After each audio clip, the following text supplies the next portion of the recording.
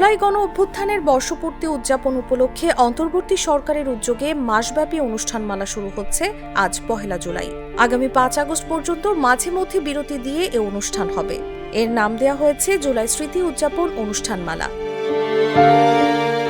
বিপুল জনস্মৃতি, প্রত্যাশা আর নানা অনিশ্চয়তার দোলাচলের মধ্যে প্রথম বছর পূর্ণ হল জুলাই গণ অভ্যুত্থানের। গণ অভ্যুত্থানের বর্ষপূর্তি উদযাপন উপলক্ষে অন্তর্বর্তী সরকারের উদ্যোগে মাসব্যাপী চলবে জুলাই স্মৃতি উদযাপন অনুষ্ঠানমালা।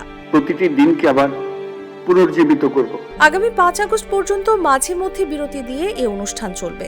ঘোষিত অনুষ্ঠানমালা অনুযায়ী ১ জুলাই মসজিদ, মন্দির, প্যাগোডা, গির্জা সহ অন্যান্য ধর্মীয় উপাসনালয়ে শহীদদের স্মরণে দোয়া ও প্রার্থনা করা হবে। জুলাই ক্যালেন্ডার দেয়া হবে এবং জুলাই হত্যাকাণ্ডের খুনিদের বিচারের দাবিতে গণস্বাক্ষর কর্মসূচির সূচনা করা হবে। এটি চলবে আগামী ১ আগস্ট পর্যন্ত। এছাড়াও জুলাই শহীদ স্মরণে জাতীয় বিশ্ববিদ্যালয়ের শিক্ষাবৃত্তি চালু করা হবে। প্রধান উপদেষ্টার কার্যালয় সূত্রে জানা গেছে, মঙ্গলবার প্রধান উপদেষ্টার কার্যালয়ে জুলাই ক্যালেন্ডারের উদ্বোধন করবেন অন্তর্বর্তী সরকারের প্রধান উপদেষ্টা অধ্যাপক মোহাম্মদ ইউনূস। এরপর কয়েকদিন বিরতি দিয়ে এই অনুষ্ঠানগুলো হবে।